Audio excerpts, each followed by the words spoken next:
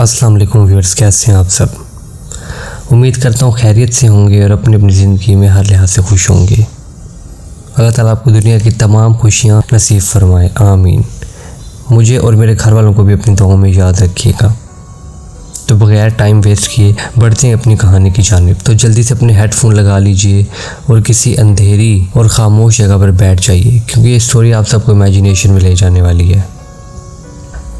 कहानी की तरफ बढ़ने से पहले आप सबसे रिक्वेस्ट है, अगर चैनल पर न्यू हैं तो चैनल को जल्दी से सब्सक्राइब करें, बेल आइकन को प्रेस करें। स्टोरी अच्छी लगे तो वीडियो को लाइक करें एंड अपने फ्रेंड्स एंड रिलेटिव्स के साथ ज़्यादा से ज़्यादा शेयर करें। चलें स्टोरी की जानिब बढ़ते हैं। अस्सलाम वालेकुम हारिस भाई, मेरा नाम जुनैद है और जो वाक़या मैं आज आपके साथ शेयर करने वाला हूँ ये बिल्कुल रियल है और इस बात के बारे में याद करने पर आज भी मुझे काफ़ी खौफ महसूस होता है और मेरी रूह तक कांप जाती है। तो हारिस भाई, हुआ यूँ था कि हम 6 दोस्त थे। हम पढ़ाई में बहुत ज़्यादा लायक थे, मगर शरारती भी उतने ही थे कि पूरा गांव हमसे पनाह मांगता था। सब दोस्त हम एक ही क्लास में थे, स्कूल बाकायदगी से जाया करते थे और सब भी अच्छी पोजीशन में पास होते थे। लेकिन शाम के बाद जब अपना स्कूल का काम मुकम्मल कर लेते थे तो उसके बाद हम बाग में चले जाया करते थे। जो भी हमारे गांव के करीब कोई बाग थे उनसे माल्टे वगैरह और अमरूद वगैरह तोड़कर और चुरा कर खाया करते थे और ये करने में हमें मज़ा आया करता था। एक दिन बैठे बैठे जहन में एक शरारत सूझी कि आज एक ही लड़का माल्टे तोड़ने जाएगा। लिहाजा वो शर्त लगाना चाहते थे, क्योंकि उस दिन उन पांचों का बाग में जाने का ज़रा दिल नहीं कर रहा था। काफ़ी थकावट और सुस्ती महसूस कर रहे थे। तो उन्होंने सोचा कि क्यों ना मेरे साथ शर्त लगा लें और मुझे 100 रुपये की लालच दें कि अगर मैं बाग से माल्टे तोड़ कर ले आया तो मुझे पांचों 100 रुपया देंगे और इस तरह मेरे पास 500 रुपया हो जाएगा। और मुझे भी पता था कि मैं माल्टे बिल्कुल आसानी से तोड़ लाऊंगा। लिहाजा मैंने भी उनकी शर्त मान ली, चूँकि मैं उम्र में उन सबसे बड़ा था और ये काम हम सारे दोस्त काफ़ी अर्से से मिलकर कर रहे थे और इसमें काफ़ी एक्सपीरियंस हो चुके थे। तो मुझे अकेले जाने में भी कोई हिचकिचाहट ना महसूस हुई और साथ 100 रुपया भी मिल रहा था और मैं काफ़ी खुश भी था कि पांचों दोस्त से आज तो 100 रुपया लूँगा। मैं इस काम के लिए मान गया। लिहाजा हम रात को सारे दोस्त इकट्ठे हुए और उसके बाद मैं बाग की तरफ चला गया माल्टे तोड़ने के लिए। मैं जिस रास्ते पे जा रहा था वो कच्चा गांव का रास्ता था और एक तरफ गन्ने का पूरा खेत था और दूसरी तरफ माल्टों का बाग था और वो एक ही बंदे का था। और उन दोनों बाग में उनके केयर टेकर भी बैठे हुए थे, जिनके हाथ में टॉर्च लाइट थी और वो बारी बारी टॉर्च लाइट को इधर उधर घुमाकर खेत पर नज़र रखे हुए थे। लेकिन हम इनसे छुप कर माल्टे तोड़ने में काफ़ी माहिर थे। लिहाजा मैं छुप छुप कर गया और 10 से 12 माल्टे तोड़ लाया और अपने हर दोस्त को 2-2 माल्टे पकड़ा दिए और उनको पकड़ाते ही कहा कि तुम लोगों को तब ही खाने दूंगा कि अगर तुम शर्त के मुताबिक मुझे 100 रुपया दोगे सारे, तभी ये खाने दूंगा, वरना मैं इधर शोर मचा दूंगा और वो जो बाग में बैठा हुआ है केयर टेकर वो तुम लोगों की तरफ आ जाएगा और तुम लोगों को काफ़ी मारेगा। मैं शोर मचा के ये कहूँगा कि इन लोगों ने आपके माल्टे चोरी की हैं और ये सब कुछ कहकर मैं उनको हंसने लगा और मैंने कहा अब जल्दी से चलो मेरा 100 रुपया निकालो। तो मेरे सारे दोस्तों ने अपनी शर्त के मुताबिक मुझे 100 रुपया दे दिया और मैं उनसे 100 रुपया लेकर उनको काफ़ी चिढ़ा रहा था और काफ़ी हंस रहा था कि तुम लोगों ने इतने से काम के लिए 100 रुपये की शर्त लग दी, तुम लोग भी काफ़ी बेवकूफ़ ही हो। अभी कुछ ही दिन ही गुजरे थे कि उन पांचों दोस्तों ने दोबारा मशवरा किया कि अब कोई बड़ी शर्त लगाएंगे। सब सोचने लगे। काफ़ी देर बाद एक लड़का बोला कि यार, सब बुज़ुर्ग लोग कहते हैं कि हमारे साथ वाले गांव में हर जुमेरात को लोग खीर और दुम्बे लेकर जाया करते हैं दरबार शरीफ में तकसीम करने के लिए बतौर लंगर, और दिल की मुराद पाने के लिए वो ऐसा करते हैं और काफ़ी दूर दूर से लोग आया करते थे वहाँ पर। इस दरबार शरीफ का नाम जाल वालर था, जो कि काफ़ी मशहूर दरबार है और इस दरबार के पास काफ़ी सदियों से एक पुराना बोर्ड का दरख्त मौजूद था। सुनने में आया है कि लोग इस दरख्त पर बताते थे कि जिन्नों का बसेरा है और ये दरख्त दरबार शरीफ के बिल्कुल सामने था। काफ़ी घना, बड़ा और फैला हुआ दरख्त था, लेकिन ये जिन जो है इंसानों को तंग नहीं करते थे क्योंकि काफ़ी जिन बाबा जाल वालर के शागिर्द थे जिनका मकबरा साथ बना हुआ था, जो कि इनसे दीनी तालीम हासिल करते थे। इस बोड़ के दरख्त के साथ एक और दरख्त भी मौजूद था, बेर का दरख्त, और इस पर लाल बेर लगा करते थे। और जो बेर नीचे गिरते थे लोग उनको चुनकर खाते थे और ये बेर काफ़ी मज़ेदार होते थे।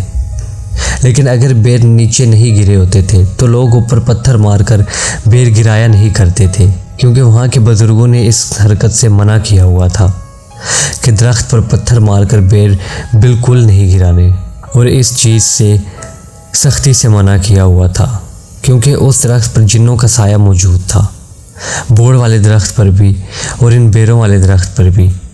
तो बुज़ुर्ग कहा करते थे कि ऊपर पत्थर मारने की इजाज़त नहीं, वरना वो जिन्नात जो भी पत्थर मारेगा उसके साथ कुछ ऐसा करेंगे कि तुम लोगों के ज़हनो गुमान में भी ना होगा।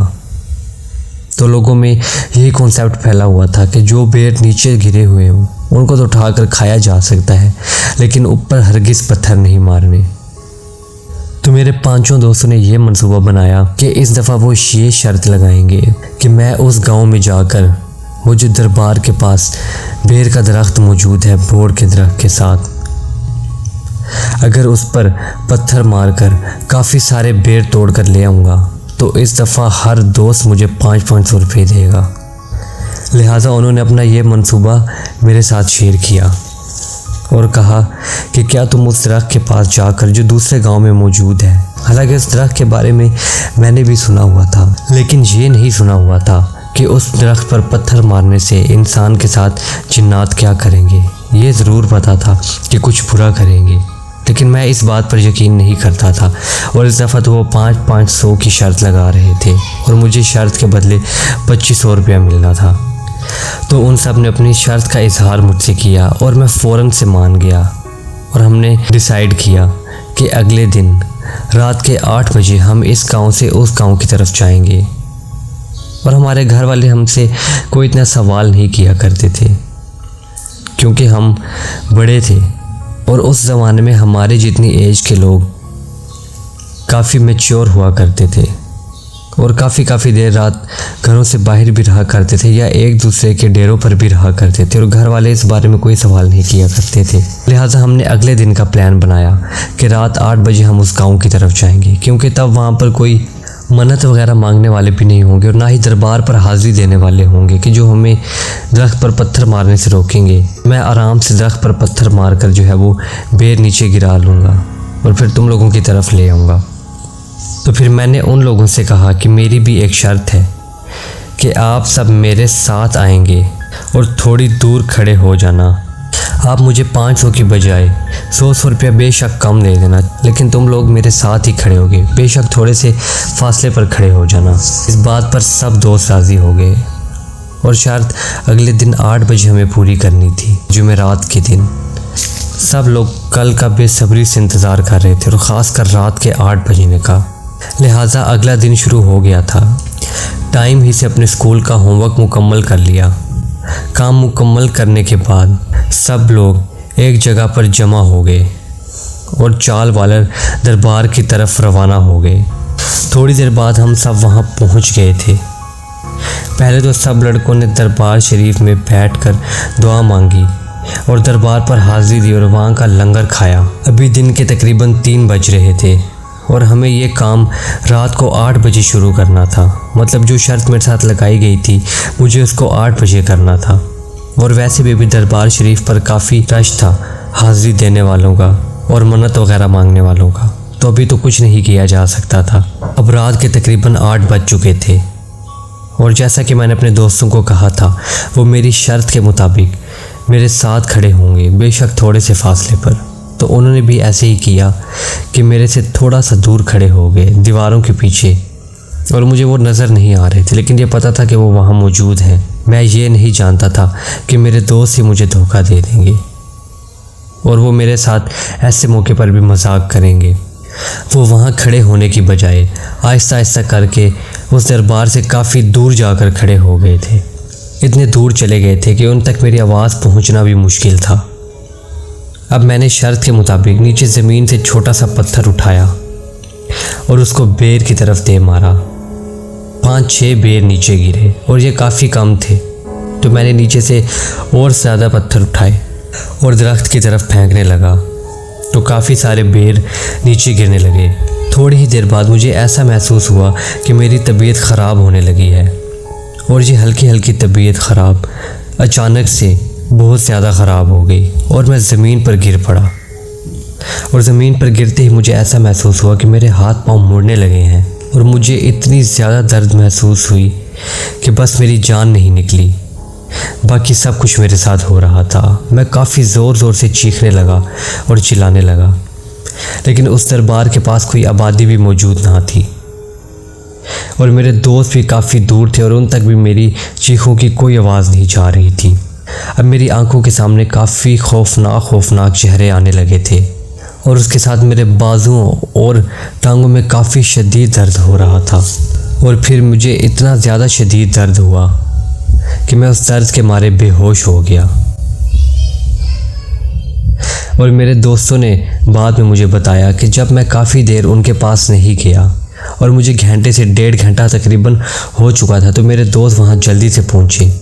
तो उन्होंने क्या देखा कि मेरे हाथ, पाँव, टांगें और बाजू बिल्कुल मुड़ चुके थे और मैं ज़मीन पर गिरा पड़ा था और दर्द के मारे मेरा पूरा चेहरा स्वेल हुआ था और पूरा चेहरा नीला पड़ चुका था और मेरी आंखों से आंसू निकल रहे थे, लेकिन मैं बेहोश था बिल्कुल।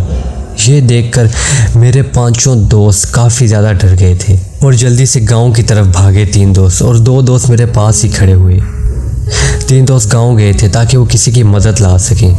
और उसके बाद मेरे गांव से लोग आए, 1-2 बुज़ुर्ग आए और गांव के कुछ बड़े लोग भी आए और वो मुझे उठाकर अपने गांव लेकर गए। हमारे गांव में हमारे एक उस्ताद थे जो कि इन चीज़ों के बारे में काफ़ी जानते थे और काफ़ी कुरान का इल्म रखते थे, जिनका नाम उस्ताद यूसुफ था। एक तो वो हाफिज़ कुरान थे और उसके अलावा उन्होंने चिल्ला काट कर चंद जिन भी अपने कब्ज़े में किए हुए थे। तो उस्ताद यूसुफ ने मेरे 5 दोस्तों से तमाम माजरा बयान करने के लिए कहा, क्योंकि मैं तो कुछ बोलने की हालत में ही नहीं था और ना ही बोल पा रहा था, क्योंकि मेरे पूरे जिस्म में शदीद दर्द था। आप इमेजिन करें ज़रा कि आपके जिस्म के हाथ, पाँव, टांगें और बाजू तमाम की हड्डियाँ चकनाचूर हो चुकी हों, तो दर्द कैसा जानलेवा दर्द होगा। और उसके अलावा जो कुछ आपने अभी अपनी नज़रों के सामने देखा हो, अजीब अजीब शक्लें, जिन्नात के चेहरे, तो उसकी वजह से मैं तो बिल्कुल सकते में था। लेकिन मेरे दोस्तों ने उस्ताद यूसुफ को सब बयान किया। तो उस्ताद यूसुफ ने काफ़ी गुस्से से उनको डांटा और उन तमाम के घरों में शिकायत भिजवाई कि इनकी वजह से आज इस लड़के के साथ ये सब कुछ हुआ है, इनकी शर्त लगाने की वजह से। ये तो सब जानते थे कि उधर जिन्नात का साया है, तो इन्होंने उसको क्यों मजबूर किया ऐसा करने पर? ये किस किस्म की शरारत हुई भला? लिहाजा उस्ताद यूसुफ ने कुरानी तालीमात के मुताबिक और अपनी जिन्नात की मदद से काफ़ी कोशिश की कि वो मुझे ठीक कर सकें। लिहाजा किसी तरीके उन्होंने उन तमाम जिन्नात का साया तो मेरे से दूर कर लिया, लेकिन जो नुकसान अब मेरा हो चुका था, मेरे हाथ पांव जो टूट चुके थे, वो किसी सूरत जो है वो नहीं छूट सकते थे और मैं हमेशा के लिए हाथ, पाँव और टांगों से माजूर हो चुका था। और मैं जो कि पूरा दिन गाँव में फिरा करता था, घूमा करता था, दोस्तों के साथ खेला करता था, अब मेरी पूरी ज़िंदगी एक व्हील चेयर पर गुजरने वाली थी। आज मेरी उम्र तकरीबन 45 साल हो चुकी है और मुझे ये बताते हुए बहुत अफसोस और दुख होता है कि मैं आज भी व्हील चेयर के सहारे से ही चलता हूँ और इधर उधर जाता हूँ, और व्हील चेयर को चलाने के लिए भी किसी न किसी इंसान की ज़रूरत पड़ती है। अगर मैंने उस दिन शर्त ना लगाई होती और उस जगह पर ना गया होता, तो आज मैं बिल्कुल सही सलामत होता और चलने और ख़ुद खाने पीने के काबिल होता। बस वो मेरी ज़िंदगी का एक ऐसा मनहूस दिन था जिसकी वजह से मेरी पूरी ज़िंदगी तबाह हो गई। और ज़िंदगी का कोई ऐसा दिन नहीं कि मैंने उस दिन के हादसे के बारे में याद ना किया हो। किसी दिन याद ना भी आया हो तो मेरी माजूरी मुझे वो सब याद दिला देती है। बस अब तो अल्लाह से ये दुआ है कि मुझे वो जल्दी से संभाल ले, क्योंकि इस तरीके से ज़िंदगी गुजारना काफ़ी मुश्किल हो रहा है और मैं अपनी ज़िंदगी से काफ़ी तंग आ चुका हूँ।